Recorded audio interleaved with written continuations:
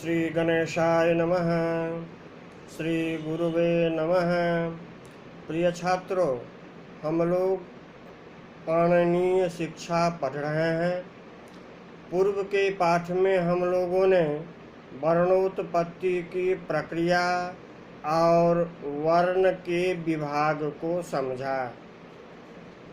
स्वर वर्णों के उदात्त, अनुदात्त और स्वरित, इन तीन भेदों को और स्वर वर्ण के काल नियम, ह्रस्व, दीर्घ, प्लुत को भी समझा, जो लघु कौमुदी और सिद्धांत कौमुदी में भी है। सूत्र रूप में उकालो झ्रस्व दीर्घ प्लुतः, ये काल नियम, अच वर्ण के काल नियम, स्वर वर्णों के ये काल नियम हैं। ह्रस्व, दीर्घ और प्लुत। उदात्त, अनुदात्त और स्वरित, ये स्वर के भेद हैं। इसके लिए उच्चैरुदात्तः, निच्चैरनुदात्तः, समाहारः स्वरितः, ये पाणिनि के सूत्र हैं। अब पाणिनि शिक्षा में आगे कहते हैं कि गांधर्व शास्त्र अर्थात शास्त्रीय संगीत, शास्त्रीय नृत्य इत्यादि में प्रयुक्त होने वाले सप्त स्वर, ये सप्त स्वर उदात्त, अनुदात्त और स्वरित में ही अंतर्निहित हैं। इस प्रसंग में आगे कहते हैं कि उदात्ते निषाद गांधारा वनुदात्त ऋषभधैवतौ स्वरित प्रवाह्येते सदज मध्यम पंचमाः। उदात्ते निषाद गांधारा वनुदात्त ऋषभधैवतौ स्वरित प्रवाह्येते सदज मध्यम पंचमाः। निषाद गांधारौ उदात्ते अंतर्भूतो भवतः, ऋषभधैवतौ अनुदात्ते अंतर्भूतो भवतः। एते सदज मध्यम पंचमाः स्वरित प्रभवाहि सन्ति। निषाद गांधारो, निषाद गांधार नामको गानस्वरौ उदात्ते उच्च पाठस्वरे अंतर्भूतो भवतः। ऋषभधैवतौ, ऋषभधैवत नामको गानस्वरौ अनुदात्ते नीचे पाठस्वरे अंतर्भूतो भवतः। एते प्रसिद्धाः सदज मध्यम पंचमाः। सदज मध्यम पंचम नामानो गानस्वराः स्वरित प्रभवाः स्वरित मूलाः ही एव सन्ति। कहते हैं कि गांधर्व शास्त्र में प्रयोग होने वाले सप्त स्वर निषाद तथा गांधार स्वर उदात्त में और ऋषभ तथा धैवत स्वर अनुदात्त में अंतर्भूत होते हैं। ये जो गान के सदज, मध्यम और पंचम स्वर हैं, वे स्वरित मूलक हैं। प्रिय छात्रों, अब उच्चारण स्थान, वर्णोच्चारण स्थान के संबंध में कहते हैं। आप लोगों ने लघु सिद्धांत कौमुदी में पढ़ा है कि अकूह विसर्जनीयानां कंठः, इचुयशानां तालु, ऋतुरसानां मूर्धा, ऋतुलसानां दंता, यमगरणं नासिका च, एदेतो कंठ तालु, उदोतो कंठोष्ठम, वकारस्य दंतोष्ठम, जिह्वामूलीयस्य जिह्वामूलम, नासिकानुस्वारस्य, ये आप लोगों ने पढ़ा है। तो वहाँ आप लोगों ने 7 उच्चारण स्थान आप लोगों ने पढ़े हैं। यहाँ एक उच्चारण स्थान ज्यादा है जो उरस्य कहते हैं।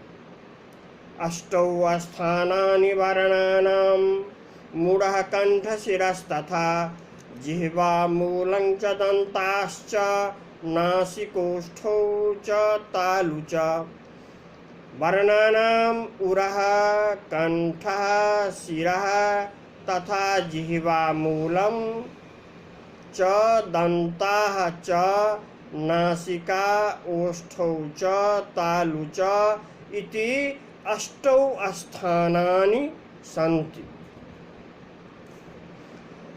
अकारादीनां वर्णानाम् उरः कंठः मूर्धा जिह्वामूलं दन्ताः नासिका ओष्ठौ तालु चेति 8 स्थानानि सन्ति।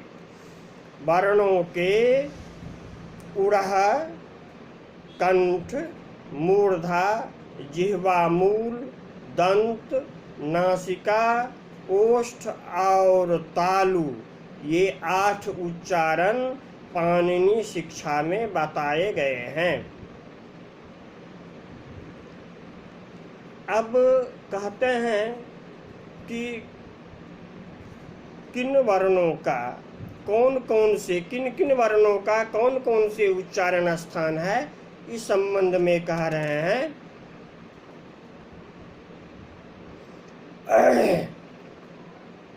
उसके पहले कहते हैं कि विसर्ग वर्ण, विसर्ग वो 8 प्रकार से अपना स्वरूप परिवर्तित कर लेते हैं। पहले ये कह रहे हैं, ओभावश्च विवृतिश्च स सा रेफ एव च, जिह्वामूलमुपधमा च, गतिरष्टविधोस्मनः। उस्मनः ओभावः विवृतिः स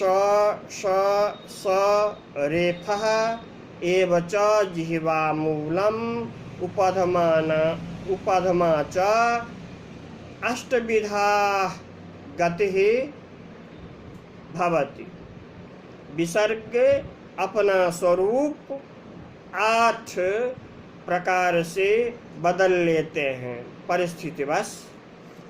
उस्मनः विसर्गस्य ओभावः ओकारत्व प्राप्तिः विवृतिः,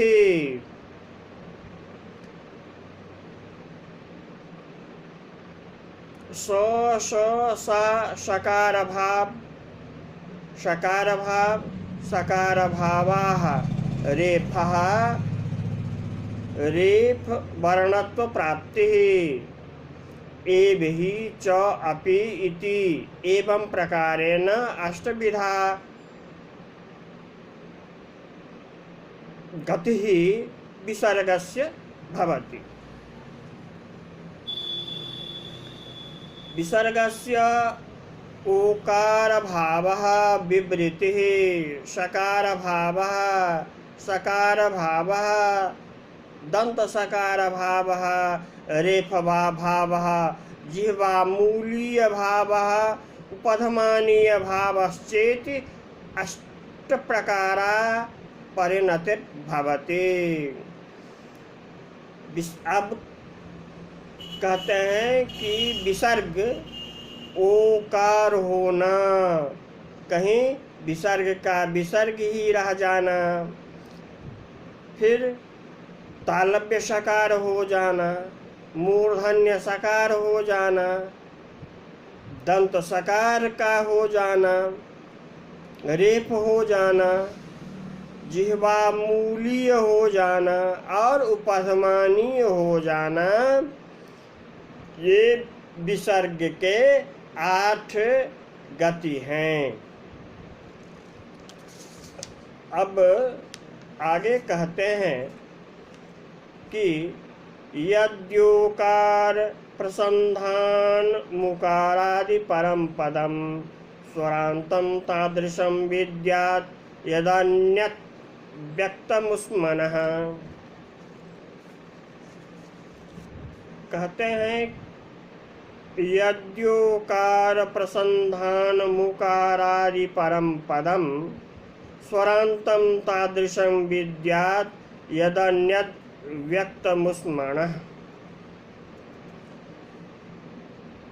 यदि ओभाव प्रसंधानम पदम उकारादि परम तर्हि तादृशं पदम स्वरांतम विद्यात् यत् अन्यत् ओकार प्रसंधानम पदम तत्पदम व्यक्तम उष्मणः गति विशेषेण ओभाव प्राप्ति रूपेण युक्तम पदम विद्यात्। कहते हैं कि यदि ओभाव प्राप्ति युक्त संधि से युक्त पद से अव्यवहित परवर्ती पद उकारादि है तो उस पूर्व पद को आकार स्वरांत जाने। जो अव्यवहित अर्थात व्यवधान रहित परवर्ती अनुकारादि पद से युक्त ओभाव प्राप्ति युक्त संधि से युक्त पूर्व पद हैं, उसको स्पष्ट रूप से विसर्ग के ओभाव प्राप्ति रूप गति विशेष से युक्त पद जाने। यथा सूर्योदयः में उत्तर पद उकारादि होने से समासांतर्गत पूर्व पद सूर्य स्वरांत है। बालको गच्छति में उत्तर पद उकारादि न होने से पूर्व पद बालकः ऊष्मांत विसर्गांत है, यह निश्चय हो जाता है। अब कहते हैं कि अतिरिक्त जो उच्चारण स्थान पाणिनि शिक्षा में है, लोक सिद्धांत, सिद्धांत कौमुदी इत्यादि ग्रंथों में 7 उच्चारण स्थान है और पाणिनि शिक्षा में 8वां उच्चारण स्थान भी है जो उरस्य है।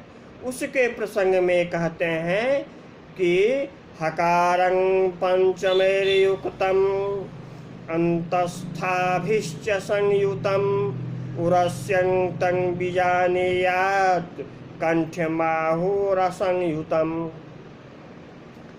हकारं पंचमेर्युक्तम मंतस्थाभिश्च संयुतम उरस्यं तं बीजानीयात् कंठ्यमाहुरसंयुतम।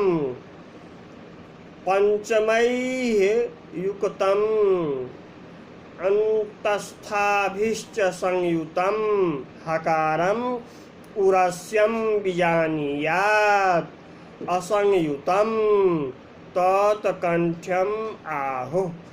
कहते हैं कि हकार यदि पंचम वर्ण से युक्त हो और अंतस्थादिभिश्च संयुतम अंतस्थ वर्णों से भी यदि संयुक्त हो तो उन वर्णों को उरस्य समझना चाहिए।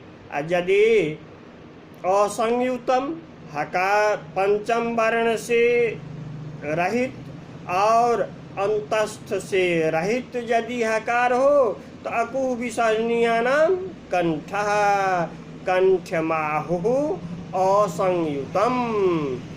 पंचम वर्ण से रहित और अंतस्थ वर्ण से रहित अकेला हो कंठ है, कंठ से इसका उच्चारण होता है।